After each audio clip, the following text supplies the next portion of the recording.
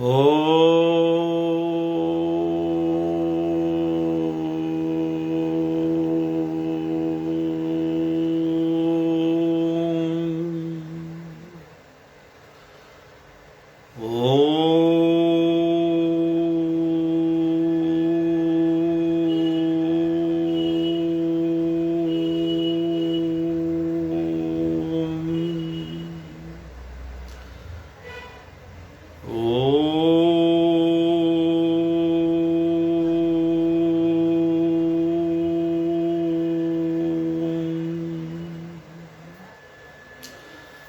गुरु ब्रह्मा गुरु विष्णु गुरु साक्षात परमेश्वरा गुरु पार ब्रह्म स्वामी गुरुदेव महेश्वरा तुमेव माता च पिता तुमेव बंधु च सखा तुमेव विद्या च धर्मण तुमेव मम देव देव देवो वंदो चरण सरोज गुरु मधुमंगलागार जैसे वतन रोते भवसागर से पार गुरु जी के सिमरण मात्र से नाशत विगणन तासे सत्परम में ध्यावत है सब संत। आप प्रकटे इस जगत में जीव का निस्तारने शब्द नाव बनाए सुंदर जीविका को उतारने नम्रता और दीनता से भेंट सतगुरु लीजिए। मैं हूँ शरणागत तुम्हारो दास से अपना कीजिए। बोलो जयकारा बोल मेरे श्री गुरु महाराज जी की जय। सभी को मेरे जय सच्चिदानंद जय सच्चिदानंद जय सच्चिदानंद। आज 21 जनवरी 2022 शुक्रवार अमृतवाणी सेवा ट्रस्ट एवं हरिहर सत्संग मंडल की तरफ से दैनिक सत्संग का कार्यक्रम आरंभ करते हैं। ध्यान से सुनिएगा, संतों के वचन हैं। सुबह बेटे ने वचन किए थे, सत्संग किया था, मगर वो डिलीट हो गया। जो 1 से 2 हमारा सत्संग होता है,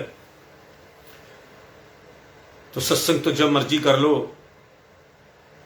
सत्संग तो सत्संग है। फायदा उसका जो है, रात करो, दिन करो, दोपहर को करो, एनी टाइम सत्संग करो। मन को शांति मिलेगी, मन में पवित्रता आएगी। डोज है ये।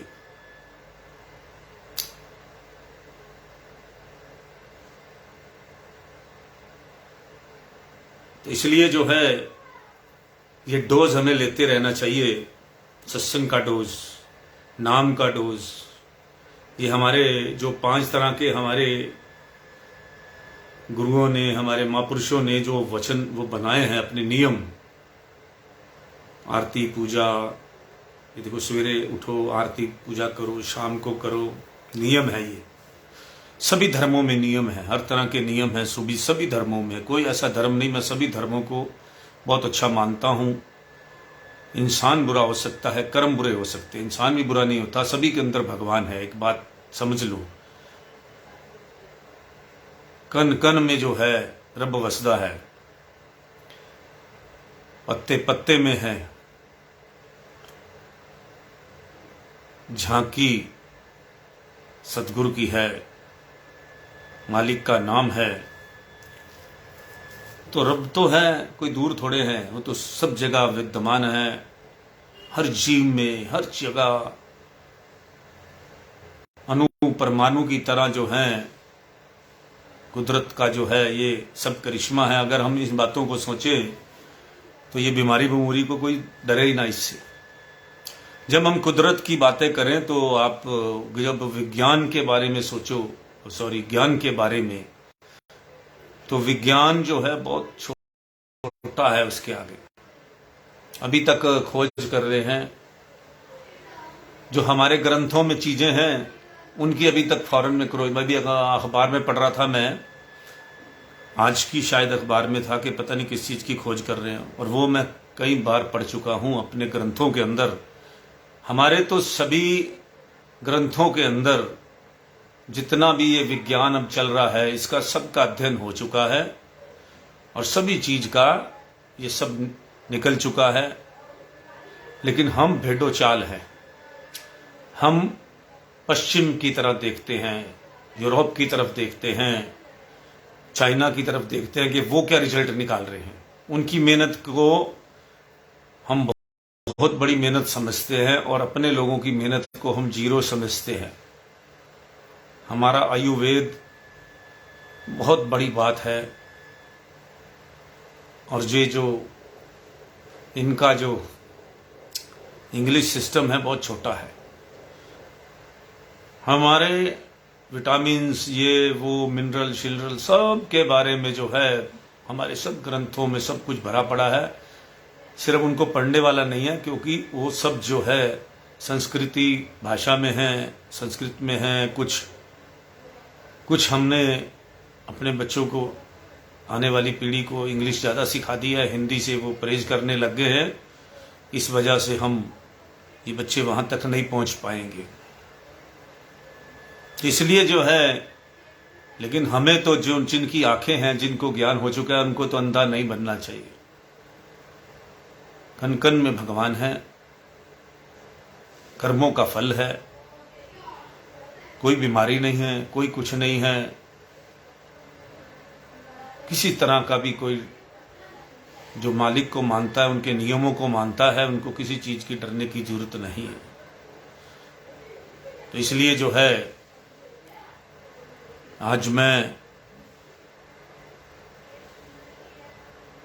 अमृत वचन शुरू करता हूं। ध्यानपूर्वक सुनिएगा। आपको मैं कुछ बातें आज नहीं बताऊंगा जो महापुरुषों ने लिखी हैं, और आज के समय में वो लिखी हुई बातें, कोई ग्रंथ जो हैं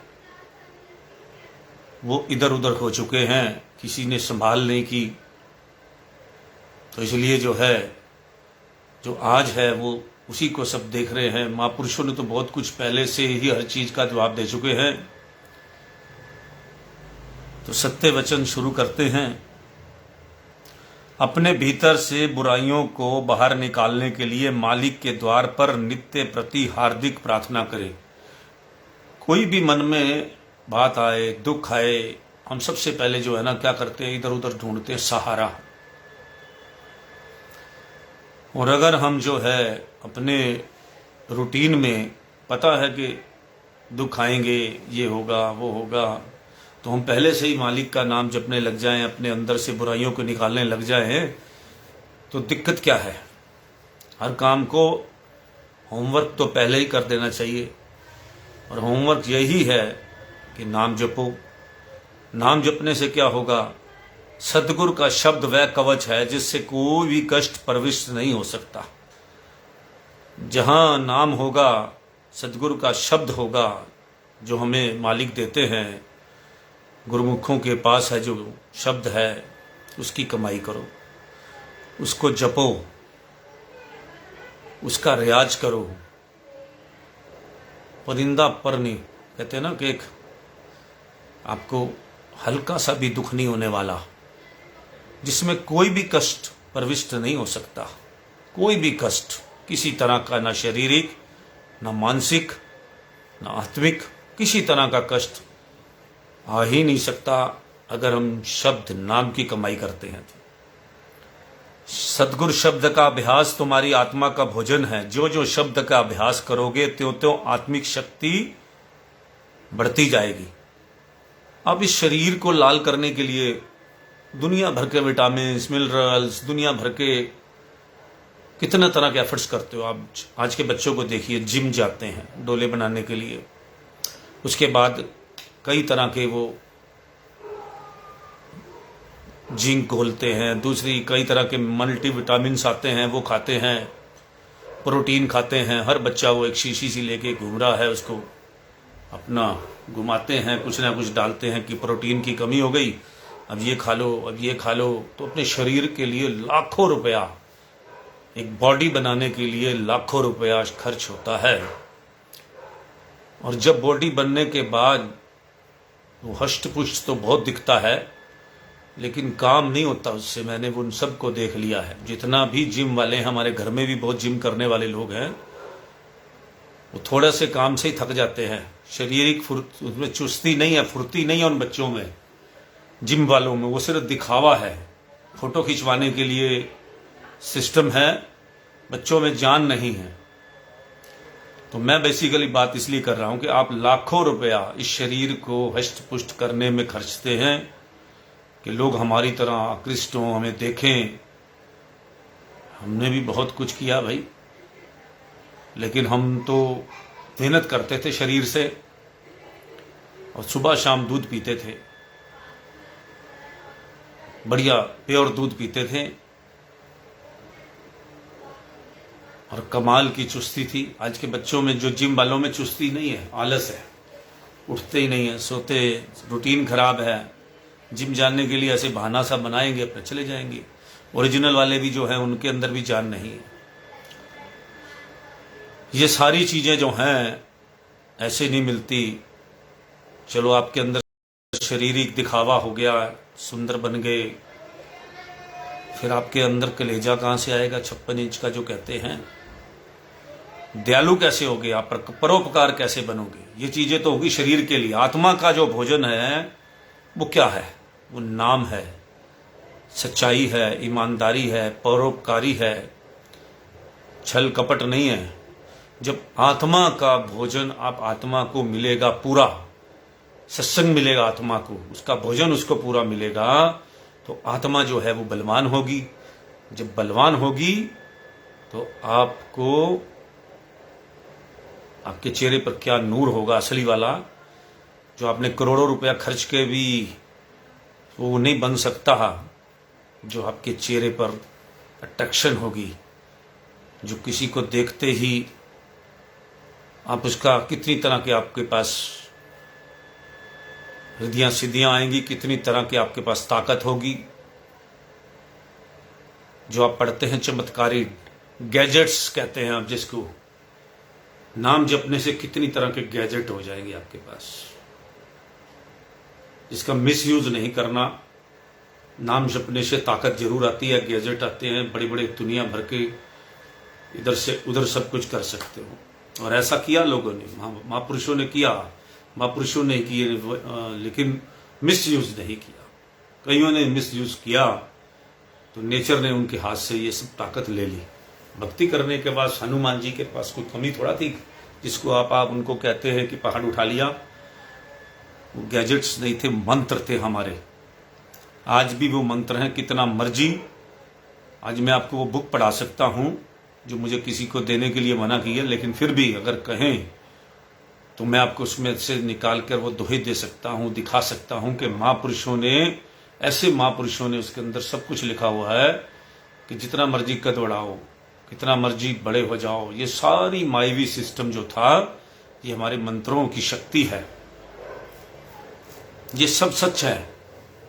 इतना बड़ा हनुमान जी ने पहाड़ उठा लिया, वो बात अलग है कि राम जी की शक्ति थी, उन्हीं की शक्ति से वो चलते थे। उन्होंने, सबके बड़ी शाम राम जी की शक्ति है, और उस शक्ति को कोई मानता नहीं। मंत्रों सीखने के बाद, सब मंत्र तंत्र दुनिया भर का सीखने के बाद सबसे बड़ी शक्ति क्या है? राम की शक्ति, नाम की शक्ति। और वो पहचानता नहीं कोई। और वो कहाँ है? वो हमारे अंदर है। भगवान कहाँ है? लोग ढूंढते हैं मंदिरों में, आज उधर दर्शन करने जा रहे हैं, अब इधर जा रहे हैं, उधर जा रहे हैं, वहां जाके क्या करते हैं? भटक जाते हैं। भक्ति तो होती है चुप करके एकांत में बैठकर, ओरिजिनल भक्ति तो होती है वही।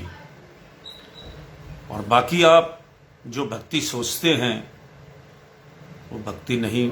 नाम की कमाई करो तो आत्मा बलवान होगी, आत्मा बलवान होगी तो दुनिया भर का आपके पास सिस्टम आ जाएगा।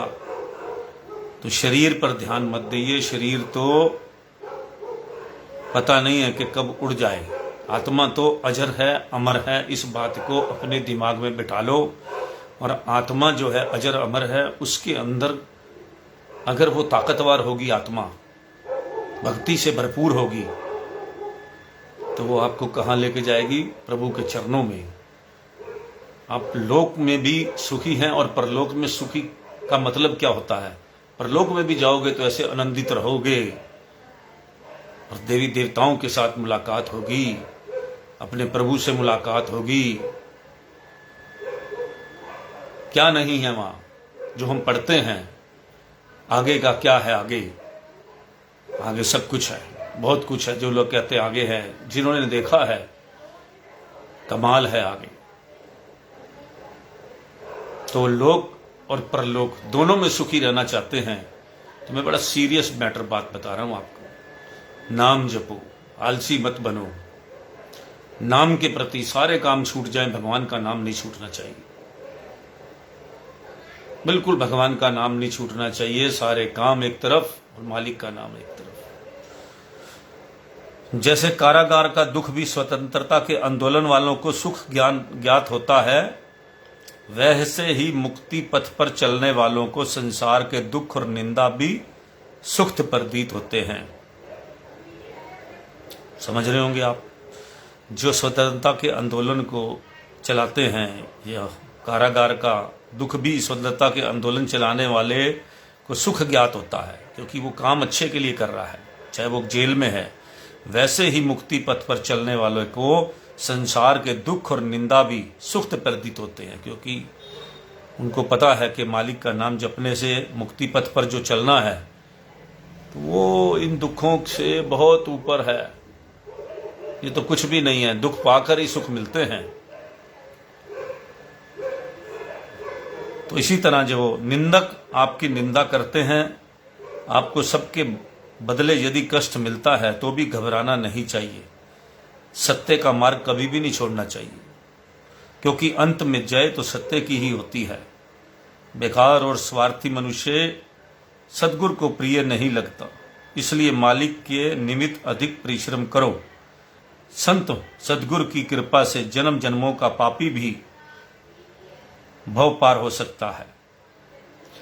संत सद्गुरु की कृपा से जन्म जन्मों का, जिसने दुनिया भर के पाप कर रखे हों, अगर वो नाम जपने लग जाए, भगवान का नाम लेने लग जाए, तो जन्म जन्मों का पापी भी भव पार हो सकता है, उसको मुक्ति मिल सकती है। जैसे वाल्मीकि का बहुत बड़ा उदाहरण है।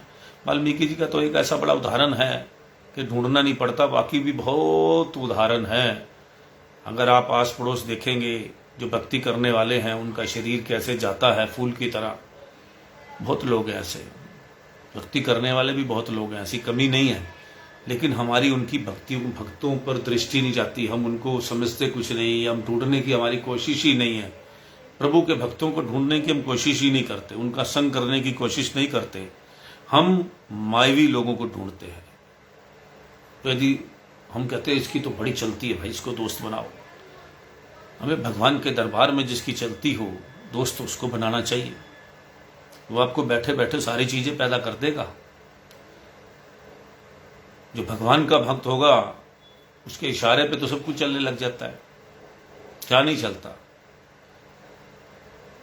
वो तो फिर जो मांगता है वो मिलता है। भगवान उसकी हर बात को समझते हैं कि जो मांगेगा ये गलत नहीं मांगेगा, तो उसकी भगवान हर इच्छा पूरी करते हैं। भक्त की इच्छा सर्वोपरि होती है।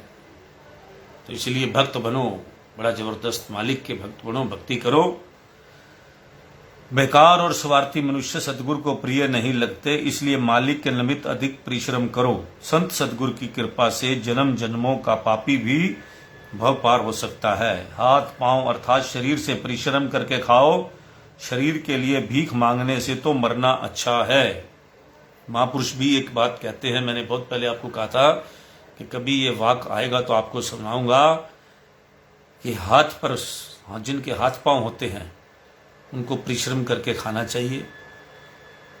भगवान ने शरीर बहुत ताकतवर दे रखा है काम करने के लिए।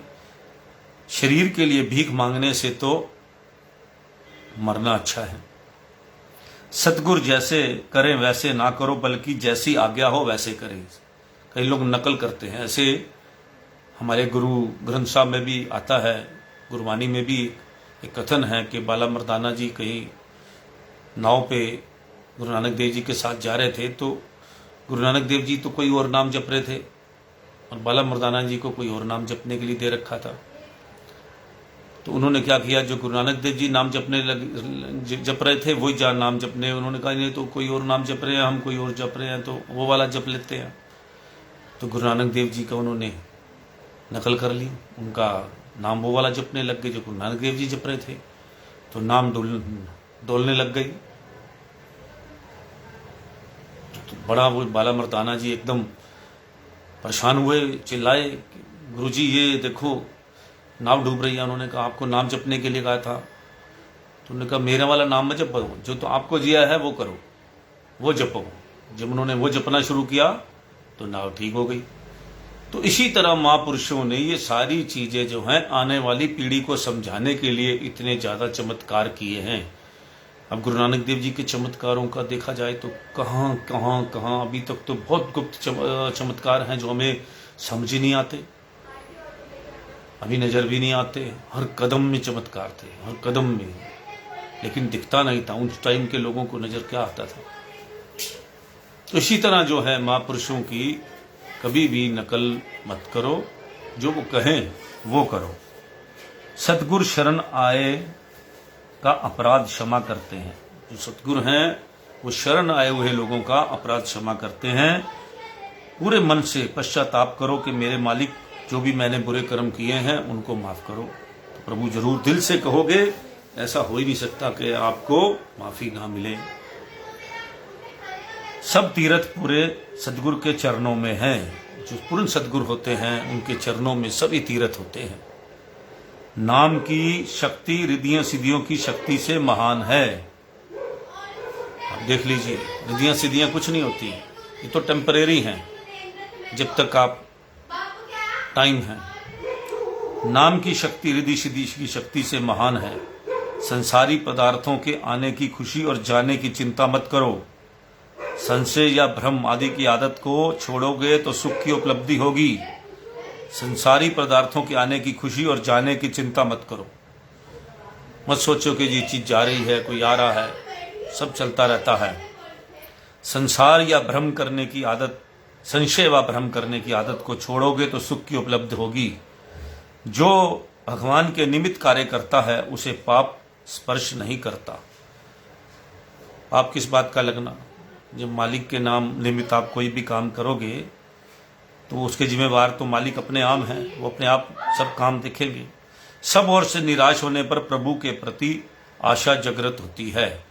जो लोग सभी जगह से निराश हो जाते हैं, फिर उनको लगता है कि अब हमारा कोई नहीं है, फिर वो सिर पे हाथ रख के मत्थे पे हाथ मारते हैं कि हुण भगवान तू ही तू है, अब हमारा कोई भी नहीं। अगर ये शुरू से ही ऐसा सोच ले कि मालिक तू ही तू है और सबसे पहले भगवान का नाम, तो इतना लंबा आपको एफर्ट्स ही नहीं करने पड़ेंगे। जो इतनी आप टाइम वेस्ट किया आपने, तो उसको नहीं करना पड़ेगा। अगर आप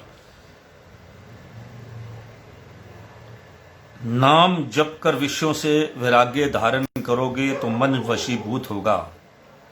भक्ति किसी की भी नष्ट नहीं होती। शरीर त्यागने के पश्चात पुनः प्रत्येक जीव को अपने पुरातन संस्कार प्राप्त हो जाते हैं।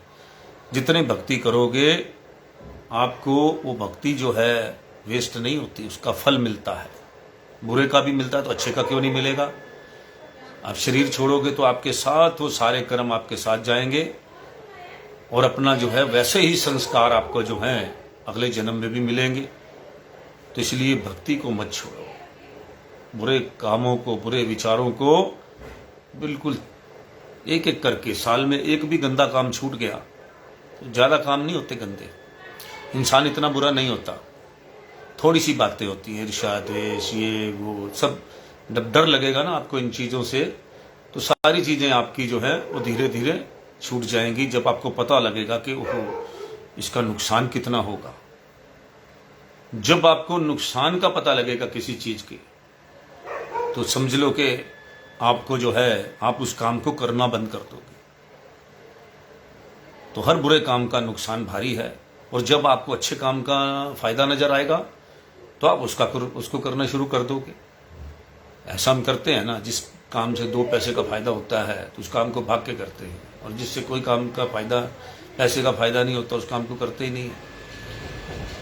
तो मगर फायदे वाला काम करो पैसे कमाने का, लेकिन फर्जी काम नहीं करो जिससे किसी को दुख पहुंचे। जिस काम से किसी का नुकसान हो, चाहे देश का हो, चाहे धर्म का हो, चाहे अपने घर का हो या किसी के घर का हो, कभी भी किसी की आत्मा दुख ना दुखे। हमेशा ये बात दिमाग में रखो। किसी जीव की भी, हमारी मदर तो हमें पत्ता भी नहीं तोड़ने देती थी। कोई पत्ता तोड़ते थे वो कहते थे तुम्हारे बाल खींचूं मैं, कितना दर्द होता है। इसी तरह इस पत्ते को तोड़ने का भी अपना हमें अपने तरफ से किसी जीव को कष्ट नहीं पहुंचाना चाहिए। ये जो है किसी की भी बद्दुआ नहीं लेनी चाहिए।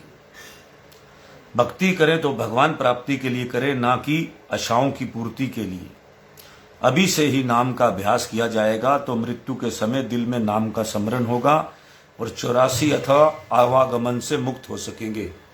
अभी जो है आप नाम जपने की प्रैक्टिस नहीं करेंगे, जैसे जैसे उम्र बढ़ती जाएगी आपका ध्यान दूसरी तरफ लगता जाएगा, तो भगवान की तरफ नहीं लगेगा।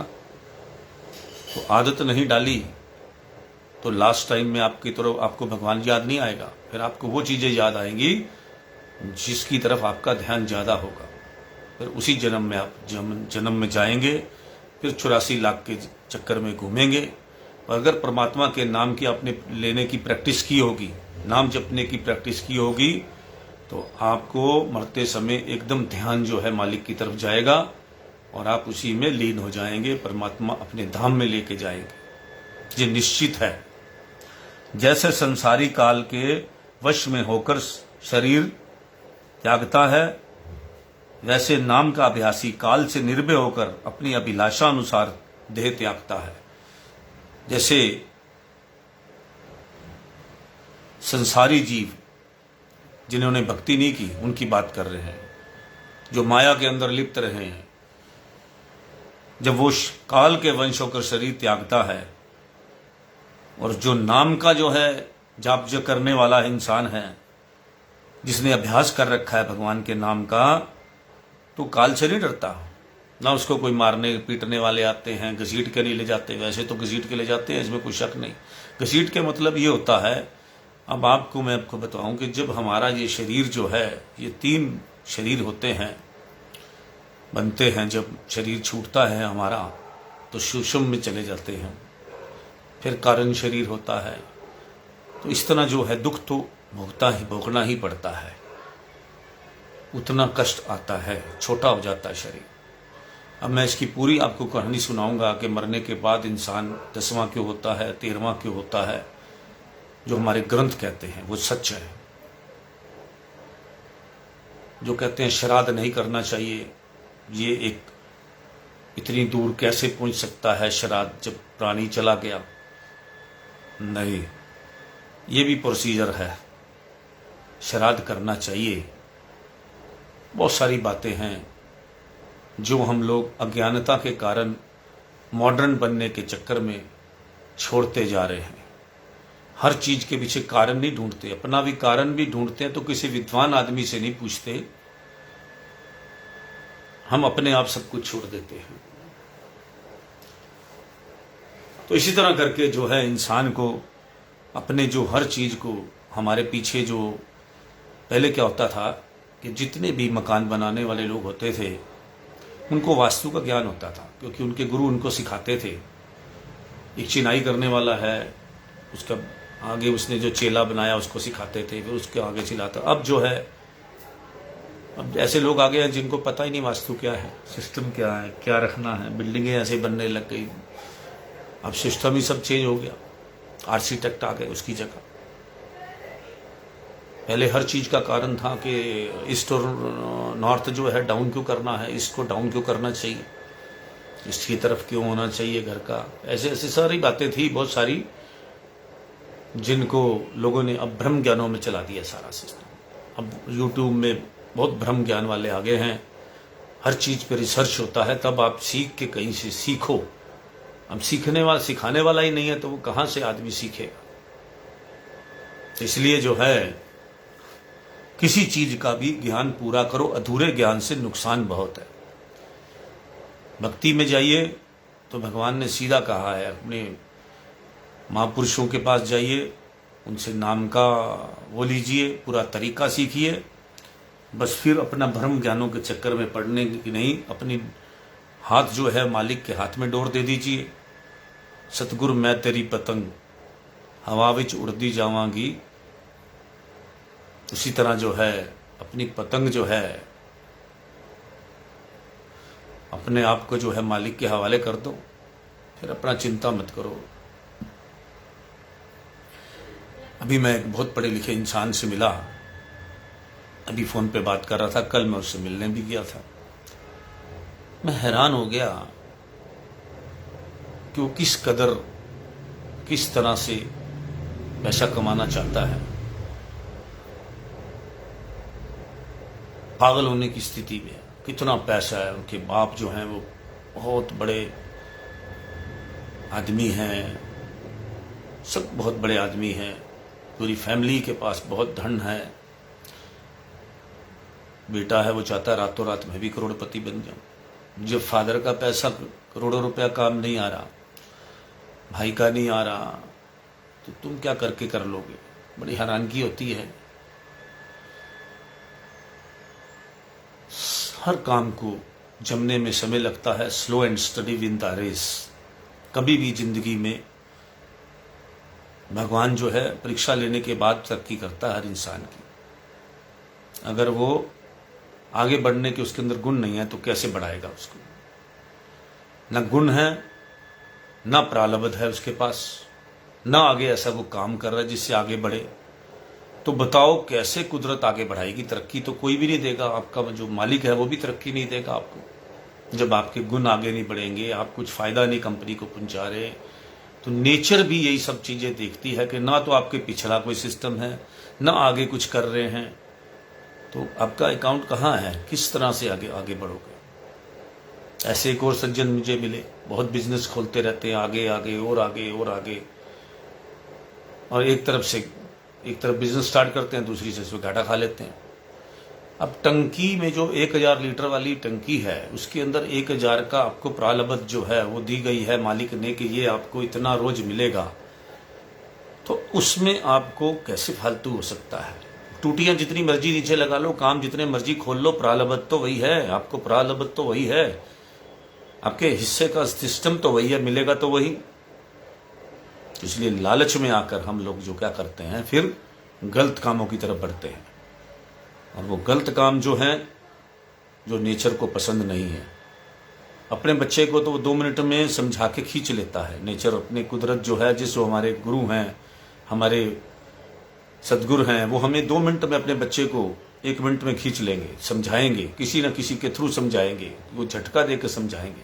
और जिनका मालिक है नहीं, जो किसी को अपना मालिक ही नहीं मानता, वो सोचता है मैं इंडिपेंडेंट पैदा हुआ, मेरा तो कोई बाप ही नहीं है।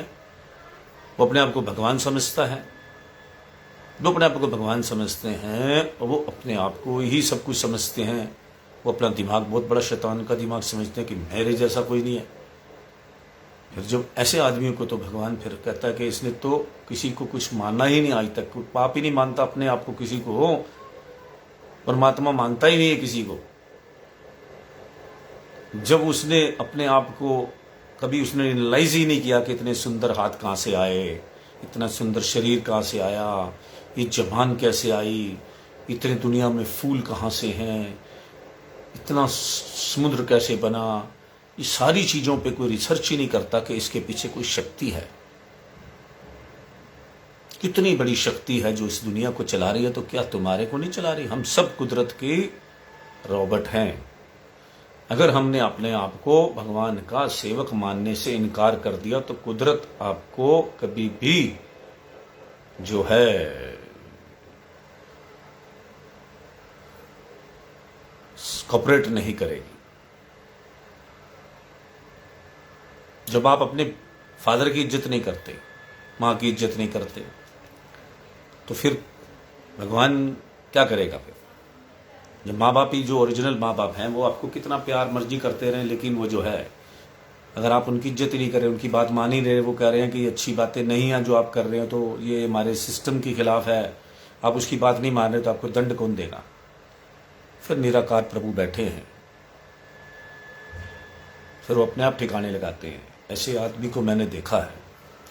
एक बहुत बड़े डॉक्टर थे, भगवान को नहीं मानते थे, अपने आप को भगवान समझते थे कि हम ये सब, और किसी भी संत को जो है वो अपने माफिया कहते थे कि सब चेले बना लेते हैं, फिर पैसे लूटते हैं। फिर उन्होंने कभी भी आध्यात्मिक का सिस्टम नहीं देखा कि आध्यात्मिकता का सिस्टम कैसे चलता है। उन्होंने कभी भी उसने नहीं देखा कि प्यार, संबंध, सिस्टम, भक्ति क्या होती है। प्रोफेशनली सिस्टम देखा। एक छोटी सी उम्र के अंदर कितनी मृत्यु जो है कितने गंदे ढंग से हुई, ये मैंने खुद देखा। ईश्वर को नहीं मानोगे, ईश्वर की शक्ति को नहीं मानोगे, नेचर को नहीं मानोगे, अपने आप को भगवान मानोगे, अपने गलत कामों की वजह से सब कुछ करोगे, तो कुदरत थोड़े दिन इंतजार करती है। फिर कर्म जब आपके बुरों की जब आपको अच्छे कर्मों का फल मिल रहा है, आप खुश है। अब जब बुरे कर्मों का फल मिलना शुरू हो जाता तो फिर आप क्या करेंगे? फिर आप रोते हैं। तो इसलिए ऐसा काम करो ही ना। पता है, जब आप सब देख रहे हैं, इतने इतने नरक की बातें सुनता हूं मैं, जिन्होंने बुरे कर्म करे हैं, तड़फ तड़फ के मर रहे हैं। चारों तरफ से मुझे खबर आती है और ऐसे ऐसे लोगों पर बड़ी नजर रखता हूं कि इस आदमी ने ऐसे कर्म करेगा तब इसके साथ क्या होगा। 20-20 साल 30-30 साल बाद ऐसे तड़फ तड़फ तड़फ के जा रहे, कितनी बीमारियां लगती हैं, कितना कुछ होता है, बर्बाद के बर्बाद हो जाते हैं, बच्चे, फैमिली सब बर्बाद हो जाते हैं। ये लक्ष्मी जो है, जिसको आप पैसे को लक्ष्मी कहते हैं, ये कोई आसान नहीं है। राइट में अगर आप लक्ष्मी मानते हो तो लक्ष्मी है, और इसको जो है रुकती नहीं है। जहां भगवान का, नारायण का, प्रभु का सिमरन, अच्छे काम नहीं होते तो सोचो भी मत कि लक्ष्मी रुकेगी। जहां पवित्रता होती है। 2 मिनट। अभी से नाम का अभ्यास किया जाएगा तो मृत्यु के समय दिल में नाम का स्मरण होगा और 84 अथवा आगमन से मुक्त हो सकेगा। जैसे संसारी जीव काल में वश होकर शरीर त्यागता है, वैसे नाम का अभ्यासी काल से निर्भय होकर अपनी अभिलाषा अनुसार देह त्यागता है। जो आठों याम नाम में तलीन रहते हैं, वे प्रभु में ऐसे समा जाते हैं जैसे बूंद समुद्र में। विकार इंसान को अंधा बना देते हैं।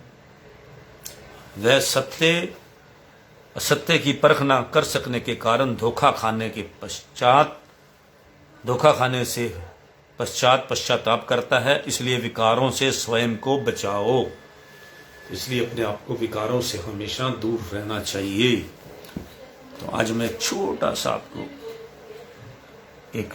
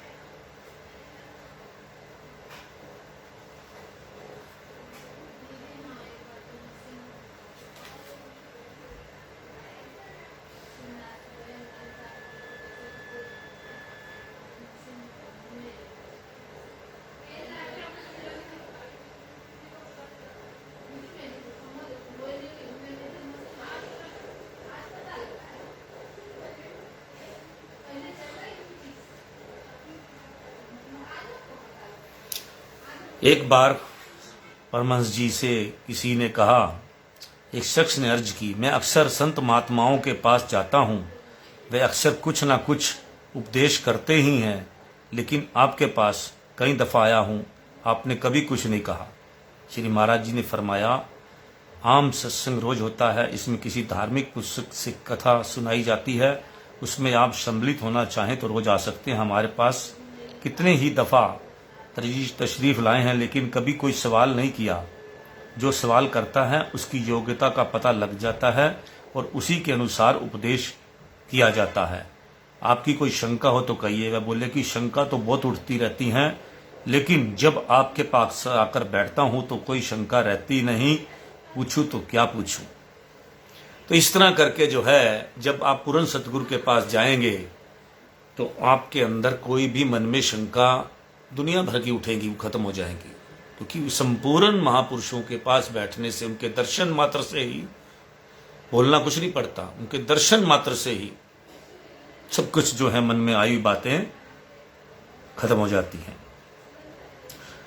एक रोज जिक्र चला कि क्या श्राद्ध करना ठीक है? आर्य समाजी हिंदू होते भी श्राद्ध को नहीं मानते।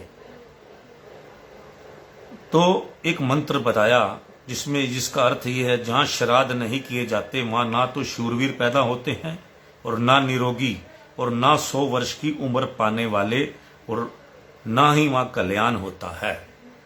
तो ये मैंने आज 2 आपको छोटी सी महापुरुषों की बात बताई है कि सब कुछ दुनिया के अंदर जो हमारे सनातनी नियम बने हैं उनको करना चाहिए, और बाकी जो आज के महापुरुष हैं जिन्होंने नाम ले रखा है, गुरु मंत्र ले रखा है, अपने प्रभु का नाम जपें तो कल्याण के लिए वो बड़ा जरूरी है, नहीं तो सुखी नहीं हो सकते। आने वाले समय जो है काल का बहुत भयंकर काल है, जिसको कलयुग कहते हैं, तो इसलिए कलयुग के अंदर तो काल का बहुत ज्यादा है। लेकिन इसमें एक भी बात खासियत भी है कि कलयुग के अंदर थोड़ा नाम जपने वाले को फायदा बहुत होता है। थोड़ा सा ही दिन में जो है आधा घंटा 2-3 टाइम बैठिए, जो भी बैठिए जाप जरूर कीजिए। जो 5 नियम है आरती, पूजा, सेवा, सिमरन, सत्संग, उसका जो है जाप करें तो कल्याण तो होना ही निश्चित है। जय हो सच्चा